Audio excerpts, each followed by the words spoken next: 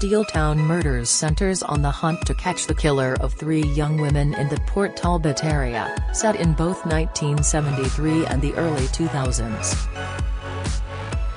Killer Joseph Kapper went under the radar for over 30 years, until pioneering DNA evidence meant the victims finally had justice. Contrasting the policing methods of the 1970s with the forensic breakthroughs of the early noughties, Steeltown Murders is a portrait of a town dealing with the repercussions of an unsolved case 3 decades on.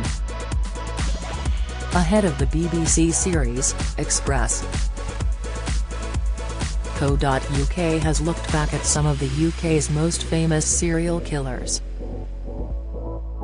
Saturday Night Strangler, Joseph Kapper. Back in 1973, 16-year-olds Geraldine Hughes and Pauline Floyd, and 15-year-old Sandra Newton were all leaving a nightclub in Swansea, South Wales.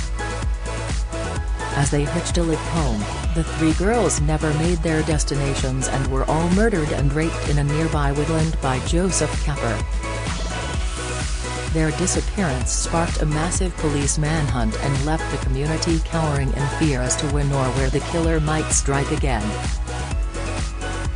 Despite having around 150 detectives working flat out to solve the case, the early 70s meant there were no mobile phones, internet or computers. Because of the way the girls were murdered, police put up posters warning people that thumb lifts have led to murder and urged them not to do it. Kapper earned his nickname after attacking on Saturdays, and at times it seemed as though he would never be caught.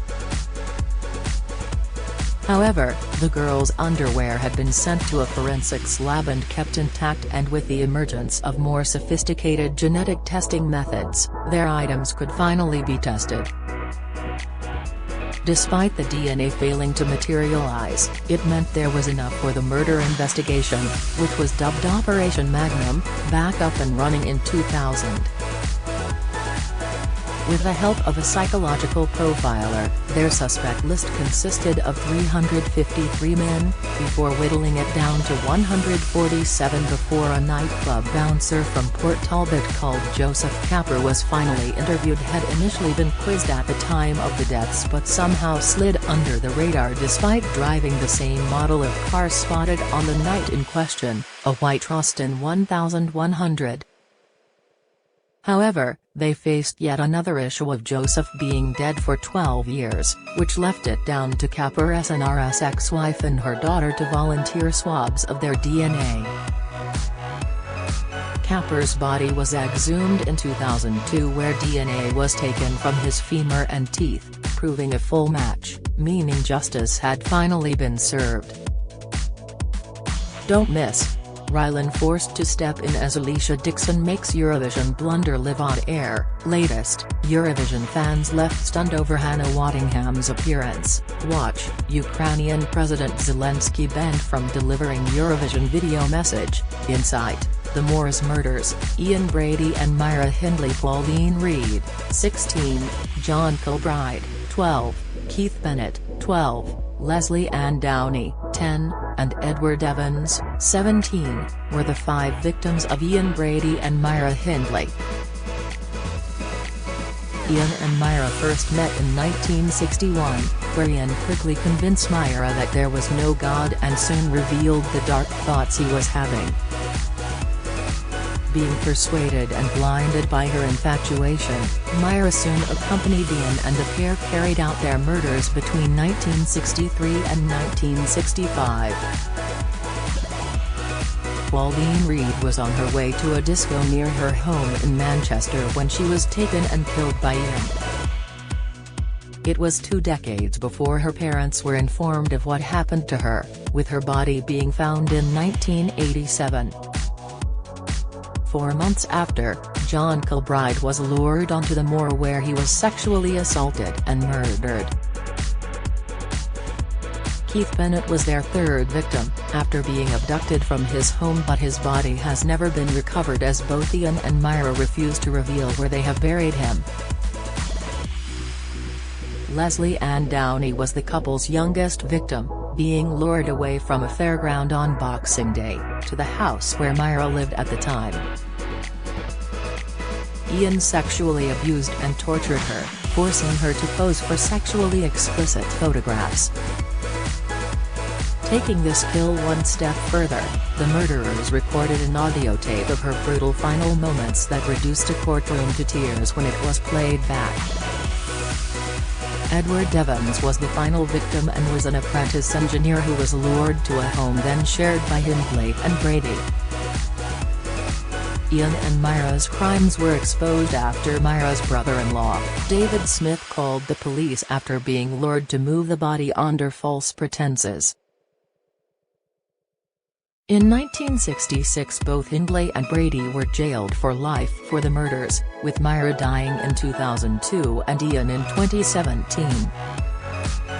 Fred and Rose West. Married couple Fred and Rose West preyed on and killed 10 young women in order to play out sexual fantasies. The couple married in 1972 when Rose was 18, however, the pair had been having an affair with one another for 3 years, whilst Fred was married to his first wife Catherine Costello. At the time their relationship began, Catherine was 18 and pregnant with another man's child, but Fred stepped up and became the child's father. She gave birth to their daughter Charmaine in 1963 and Anne-Marie in 1994, however, she eventually left him in 1969, with West later admitting to her murder in 1994. Anne McFall was West's first documented victim, in 1967 after she became the nanny for West's children but was also sleeping with Fred. She died not long after, pregnant with his child. Her remains, and that of her unborn baby, were found in a field at Kemplake, near West's home village of Much Marcle, in Herefordshire, in June 1994. There are 12 known victims of the couples, with them both being charged for 10 murders and Fred a further 2. Rose murdered Charmaine when she was just 8 after Fred was in prison for the theft of car tires and a vehicle tax disc in 1971. The remains of Linda Goff, 19, Carol Ann Cooper, 15, Lucy Partington, 21, Teresa Genthiler, 21, Shirley Hubbard, 15, Juanita Mott, 18, Shirley Ann Robinson, 18, and Allison Chambers, 17, were all found buried at their Cromwell Street home in the city. Their daughter Heather, 16, was also found dead at their home after her parents never reported her missing. The couple's crimes were found out after Detective Con Hazel Savage overheard West's family joke about Heather being under the patio. Savage managed to convince his senior officers that he didn't think West was joking and eventually organized a search of Cromwell Street. West eventually admitted to murdering his daughter in 1994, leaving the police's further investigation of the House of Horrors. Police officers found the bodies of 9 girls and young women. West hung himself in his cell in 1995, just before facing his trial, leaving Rose to go through the courts alone.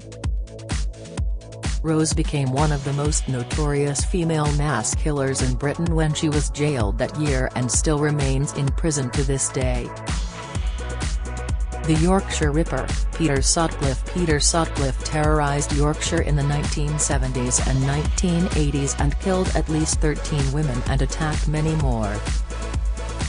He was named the Yorkshire Ripper by the press as his notoriety grew in the late 1970s, with the police encouraging women to stay home at night. Peter's first known murder took place in 1975 when he killed mother of 4 Wilma McCann, who was 28 at the time. The serial killer then went on a spree and killed Emily Jackson in 1976, Irene Richardson in 1977, Patricia Tina Atkinson in 1977, Jane McDonald in 1977, and Jean Jordan in 1977.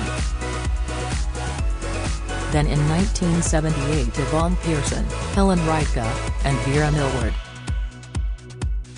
In 1979 Josephine Whitaker and Barbara Leach, and Marguerite Walls and Jacqueline Hill in 1980.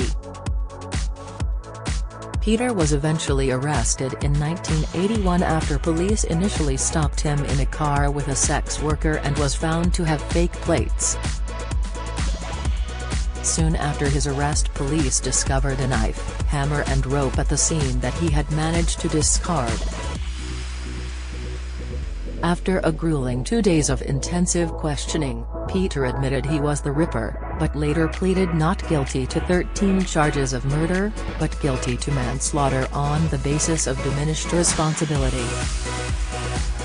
He claimed God had told him to murder his victims, and 4 psychiatrists diagnosed him with paranoid schizophrenia but was found guilty of murder and sentenced to 20 concurrent sentences of life imprisonment. Peter recently died of COVID-19 in 2020 and claimed "I'm not going to make it, I won't be returning, I'm sorry, I'm ready to go," as he struggled to breathe before his death. Steeltown Murders begins at 9 p.m. on Monday 15th of May on BBC One, with all episodes then available on BBC iPlayer.